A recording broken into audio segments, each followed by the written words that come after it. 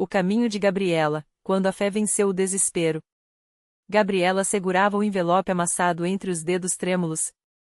Mais uma conta atrasada, mais uma ameaça de corte de luz. O cheiro de mofo do quarto alugado no bairro periférico de São Paulo misturava-se ao suor frio que escorria por sua testa. Ela olhava para o filho, Pedro, de 5 anos, que brincava no chão com um carrinho de lata, sem saber que o jantar daquele dia seria apenas pão com margarina. O marido, Rodrigo, havia sido preso há 3 meses por envolvimento com cigarros contrabandeados. Não era a primeira vez. Desta vez, porém, a pena parecia mais longa, e as dívidas, mais sufocantes. Mãe, eu tô com fome. Pedro puxou sua saia surrada, os olhos grandes e escuros cheios de uma inocência que doía no peito dela. Gabriela engoliu o choro. Não podia desabar. Não novamente. Mas a sensação de que estava afundando em areia movediça era tão real que, pela primeira vez, pensou em desistir. Talvez fosse melhor voltar para a casa da minha mãe, pensou, mas sabia que lá também não havia espaço. Sua mãe, viúva e doente, mal conseguia se sustentar. Foi então que lembrou da vizinha, Dona Maria. Uma senhora de cabelos brancos sempre presos em um coque, que usava saias longas e blusas de mangas compridas mesmo no calor. Sempre sorridente, mesmo quando a vida parecia não lhe dar motivos.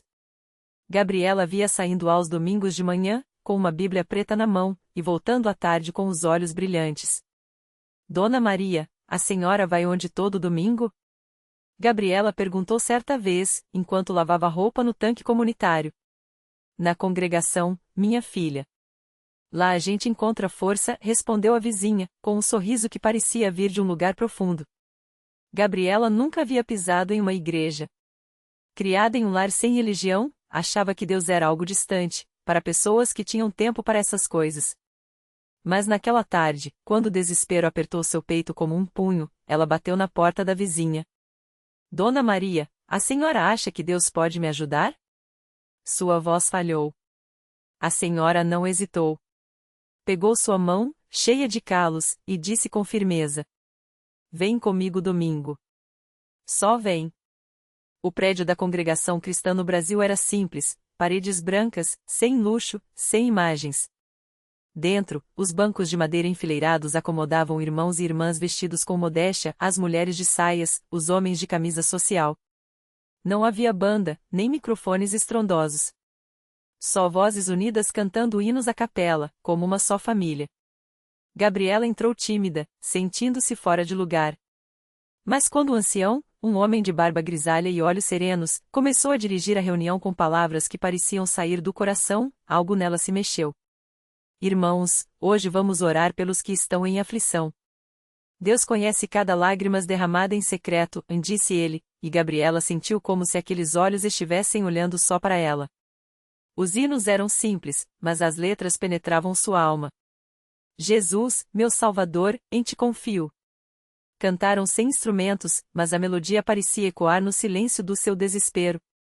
Quando chegou a hora dos testemunhos, irmãos se levantaram, um a um, para contar como Deus os havia livrado de enfermidades, de dívidas, de vícios.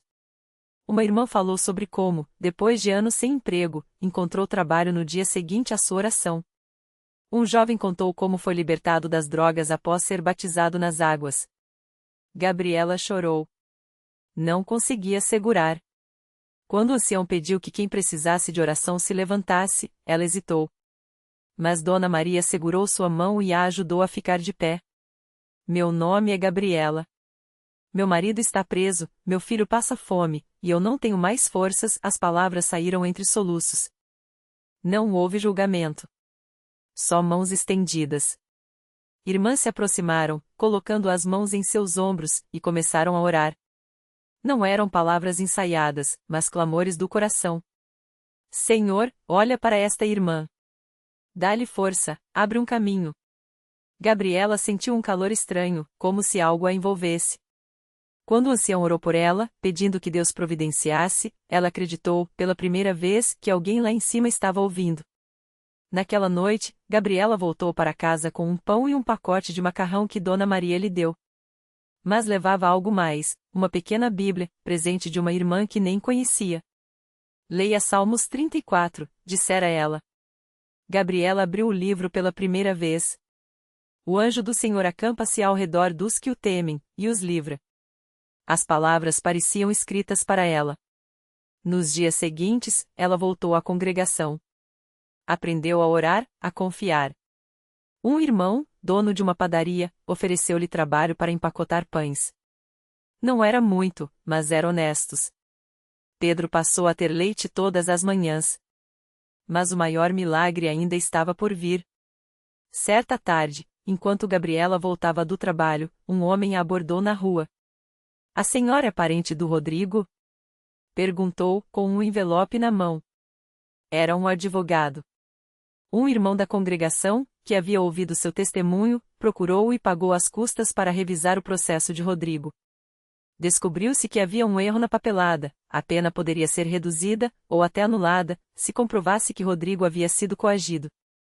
"Ele pode sair em liberdade condicional se a senhora assinar estes documentos e comparecer à audiência", explicou o advogado. Gabriela não acreditava.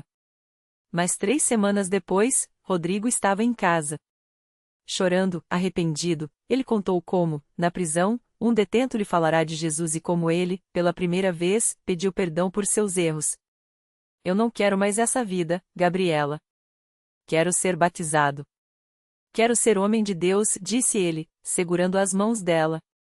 No domingo seguinte, a congregação testemunhou algo lindo: Rodrigo, de pé na frente dos irmãos, dando seu testemunho de conversão. Pouco depois, ele e Gabriela foram batizados nas águas, em um rio limpo, cercados por irmãos que cantavam hinos de alegria. Pedro, agora com roupas limpas e um sorriso no rosto, assistia tudo de perto. Na Santa Ceia, quando Gabriela partiu o pão e bebeu do cálice, sentiu que não estava só. Deus havia ouvido seu clamor. Não de forma mágica, mas através de mãos estendidas, de corações dispostos, de uma igreja que vive o que prega.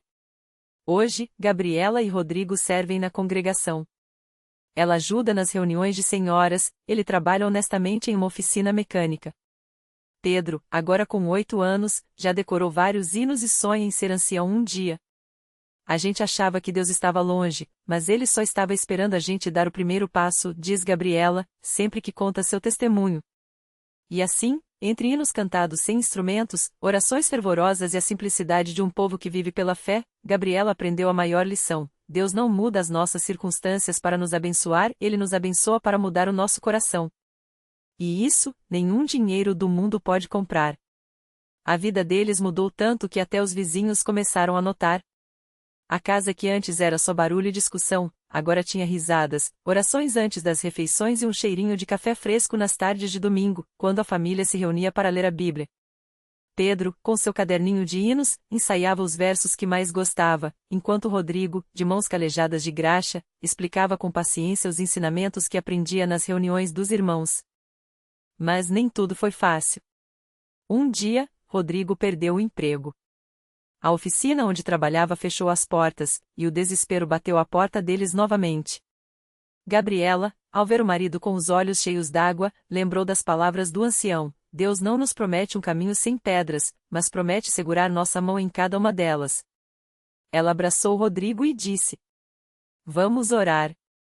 Não é a primeira vez que a gente passa aperto, mas agora a gente não está sozinho." E não estavam.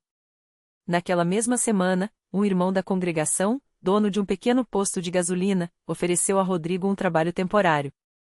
Não era o salário dos sonhos, mas era o suficiente para não faltar o básico. E o mais surpreendente, o irmão nem sabia da necessidade deles. "O Espírito Santo me falou para te chamar", disse, simples assim. Gabriela, por sua vez, começou a ajudar as irmãs mais velhas a costurar para a obra de caridade da igreja. Não ganhava dinheiro, mas aprendia, servia e sentia uma alegria que nenhum emprego anterior lhe dera. "Antes, eu corria atrás das coisas. Hoje, as coisas vêm até mim, mas o que importa mesmo é que Deus está no meio", ela costumava dizer. Pedro, observando tudo, crescia com uma fé que impressionava até os mais antigos. Um dia, durante um culto, ele se levantou e pediu para dar um testemunho. Com voz firme, apesar dos 8 anos, disse: "Minha mãe chorava muito antes. Meu pai brigava. Eu tinha medo. Mas Jesus mudou tudo. Agora, a gente é feliz mesmo quando não tem tudo. Porque a gente tem Ele. Não havia um olho seco na congregação naquele dia. Anos se passaram. Rodrigo, com o tempo, abriu sua própria oficininha, pequena, mas honesta. Gabriela se tornou uma das líderes das senhoras, sempre com um abraço e uma palavra de ânimo para quem precisava. E Pedro? Aos 15 anos, já pregava em cultos de jovens, com uma unção que vinha de um coração grato. Certa vez, uma família nova chegou à congregação, um casal com uma menina de 5 anos, cheios de dívidas e desesperança. Ao verem Gabriela e Rodrigo, tão sorridentes, tão em paz, perguntaram: Como vocês conseguem ser assim? Rodrigo sorriu, olhou para a esposa e respondeu: A gente também já esteve onde vocês estão. Mas aprendemos que Deus não tira a prova, Ele nos dá força para passar por ela. E a igreja? Ah, a igreja é a família que Deus nos deu para não desistirmos no meio do caminho. A menina, de olhos arregalados, puxou a manga da mãe e perguntou: Mãe, a gente também pode ser feliz assim? E foi então que Gabriela, com os olhos brilhando, se ajoelhou na frente da criança e disse: Pode, minha filha. Pode. Porque o milagre não é só a gente ter comida na mesa ou um teto. O milagre é Deus nos ensinar a viver sem medo, com amor. E isso, Ele faz todos os dias, aqui dentro. E assim, mais uma história de transformação começava, provando que, na congregação cristã no Brasil, os milagres não são coisas de outro mundo, são vidas mudadas, corações curados e uma fé que, mesmo simples, move montanhas. Aquela noite, enquanto voltavam para casa de mãos dadas, a menina não parava de pensar nas palavras da mãe. O caminho era o mesmo de sempre, mas algo dentro dela havia mudado. As luzes dos postes pareciam mais claras, o ar mais leve, como se o mundo todo tivesse ganhado um novo brilho depois daqueles momentos na igreja. Mãe, e se a gente for de novo amanhã? Perguntou, com uma esperança que nem ela mesma reconhecia. Gabriela sorriu, apertando sua mão com carinho. Vamos, minha filha. Vamos sempre. E assim fizeram. Dia após dia, elas passaram a frequentar os cultos, e a cada reunião, a menina via coisas que nunca tinha imaginado. Pessoas que chegavam com o coração pesado e saíam com os olhos cheios de paz. Homens que, antes endurecidos pela vida, agora abraçavam os irmãos com lágrimas nos olhos. Mulheres que, como Gabriela, haviam sido curadas não só no corpo, mas na alma. Um domingo, durante o culto, a menina ouviu um irmão dar um testemunho que a marcou para sempre. Era um homem simples, trabalhador, que contava como, depois de anos lutando contra o vício, havia encontrado forças para largar tudo e reconstruir sua família. Ele não falava com palavras bonitas, mas com uma verdade que doía e ao mesmo tempo acalentava. Eu pensei que nunca ia conseguir, disse ele, com a voz embargada. Mas os irmãos não desistiram de mim. Eles oraram, me visitaram, me levaram na palavra. E Deus fez o resto. A menina olhou para a mãe e viu que ela também chorava. Não eram lágrimas de tristeza, mas daquelas que nascem quando a gente entende que não está sozinho. Com o tempo, Gabriela começou a servir na igreja. Primeiro, ajudando a arrumar as cadeiras, depois participando das visitas aos enfermos.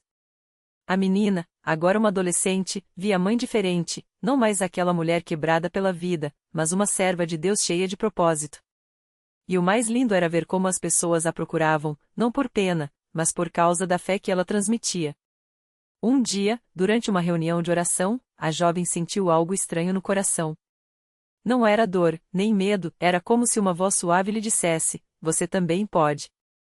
Ela não entendeu bem o que aquilo significava, mas guardou no peito.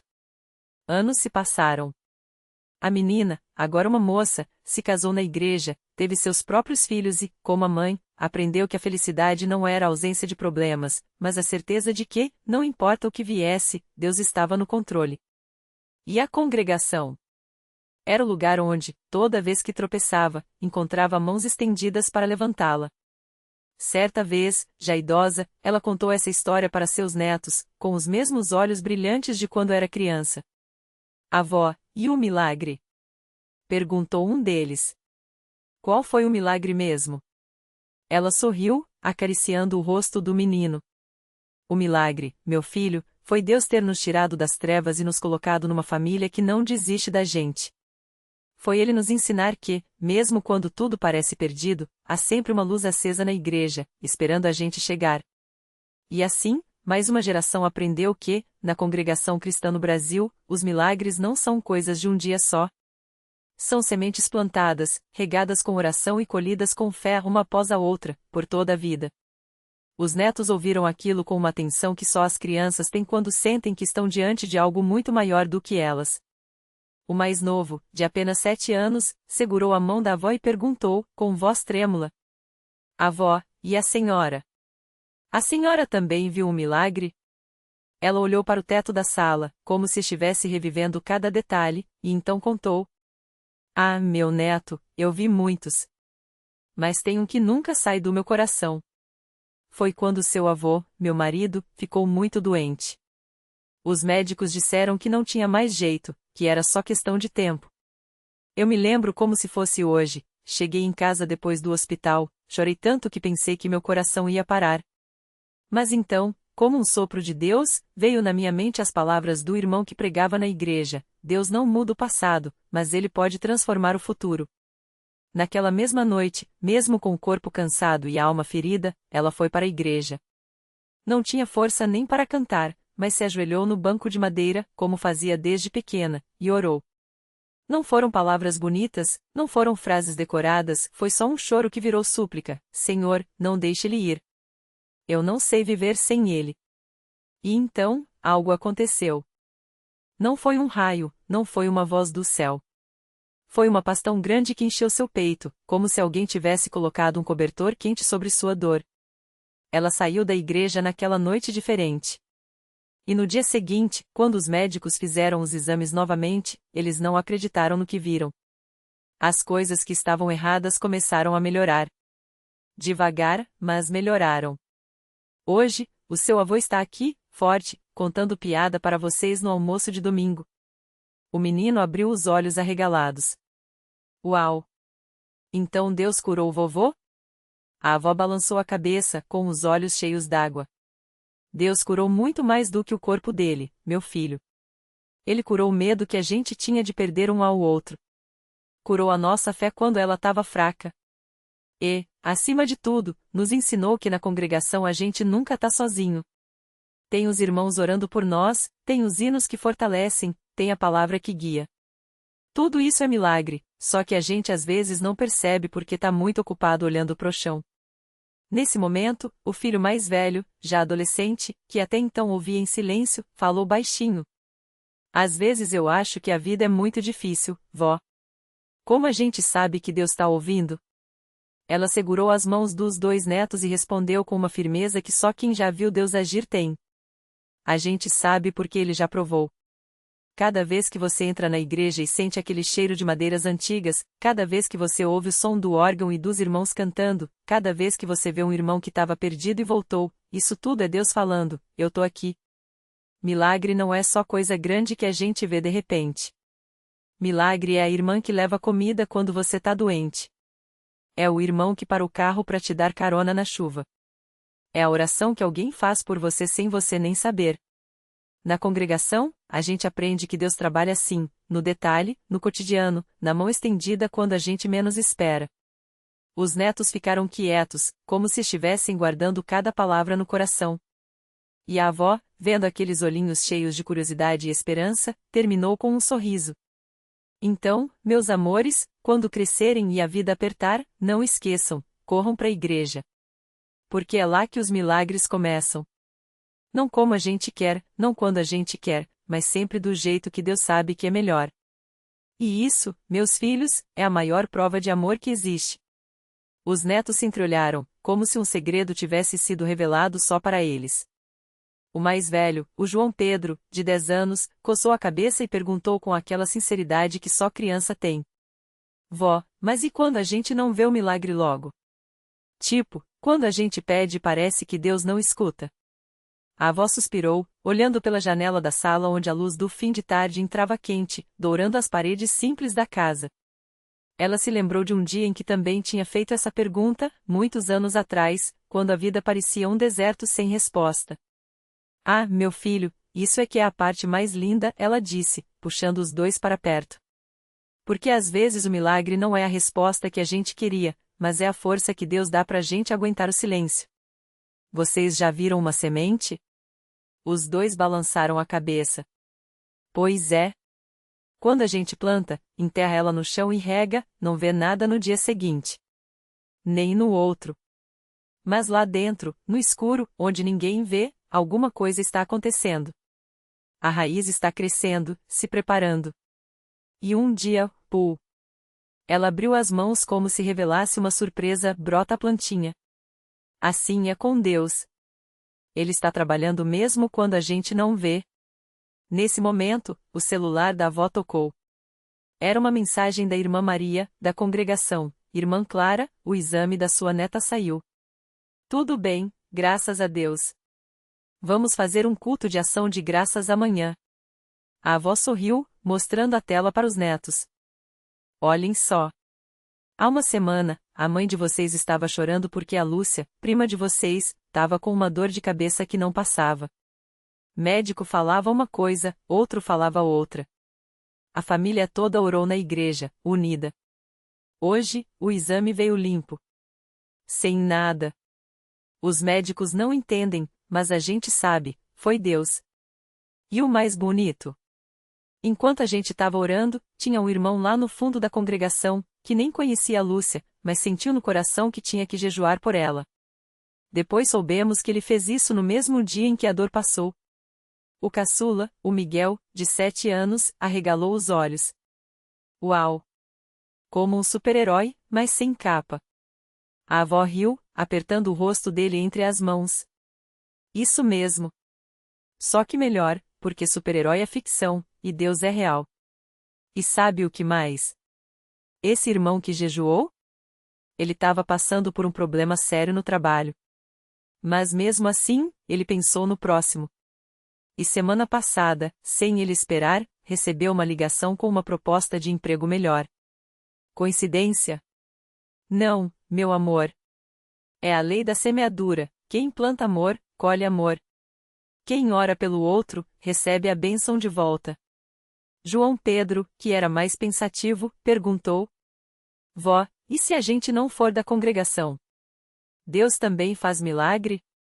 A avó olhou para ele com um brilho nos olhos que só quem já viu muita coisa tem. Meu filho, Deus é pai de todos. Mas tem uma diferença: na congregação, a gente aprende a enxergar os milagres. Porque lá, a gente é ensinado a não desistir na primeira dificuldade, a orar até o fim, a confiar mesmo quando tudo parece perdido. Já vi gente entrar na igreja arrastando problemas que pareciam sem solução, e sair de lá com o coração leve, como se tivesse deixado o peso lá no altar. Já vi casamento que estava acabando se reerguer, filho rebelde voltar para casa, doença que os médicos desistiram sarar de repente. Não é magia, não é sorte. É fé. É persistência. É comunidade. Ela pegou a Bíblia que estava na mesinha de centro e abriu num lugar marcado. Olhem aqui, em Atos dos Apóstolos. Diz que os primeiros cristãos se reuniam, oravam juntos, partiam o pão, e muitos sinais e prodígios eram feitos entre o povo. Isso não mudou, meus amores. Hoje, na congregação, a gente vive isso. Não é porque a gente é especial, não. É porque a gente obedece a palavra. Jesus disse: onde estiverem 2 ou 3 reunidos em meu nome, eu estou ali. Imagina então uma igreja cheia, todo mundo clamando pelo mesmo milagre. Miguel pulou do sofá, empolgado. Então, se a gente pedir para Deus arrumar o meu videogame que quebrou, ele conserta? A avó riu, puxando-o de volta. Não é bem assim, danadinho. Deus não é um gênio da lâmpada. Mas se o videogame for importante para você aprender algo, ou se através disso ele puder te ensinar a ser grato, ou até te proteger de alguma coisa, quem sabe? Já vi coisa mais estranha. Uma vez, um irmão estava pedindo um emprego, e Deus deu. Mas não do jeito que ele queria. Em vez de um serviço em escritório, veio uma vaga como motorista. Ele até reclamou no começo, mas depois descobriu que, se tivesse ficado no escritório, estaria no prédio que desabou na enchente daquele ano. Deus sabe o que faz, sempre. Os meninos ficaram em silêncio novamente, mas dessa vez era um silêncio diferente. Um silêncio de quem está entendendo que o mundo é maior do que parece. Vó, João Pedro falou baixo, como se tivesse medo de quebrar o encanto. A senhora acha que um dia a gente vai ver um milagre bem grandão? Tipo, igual aos da Bíblia. A avó sorriu, com os olhos brilhando. Meu filho, eu já vi. E você também vai. Mas precisa estar atento, porque às vezes o grandão vem disfarçado de coisa pequena. Uma cura que veio depois de anos de oração. Um perdão que parecia impossível. Uma porta que se abriu quando todas estavam fechadas. O milagre não é só o mar se abrir ou o cego enxergar. O milagre é você acordar de manhã com esperança depois de uma noite de choro.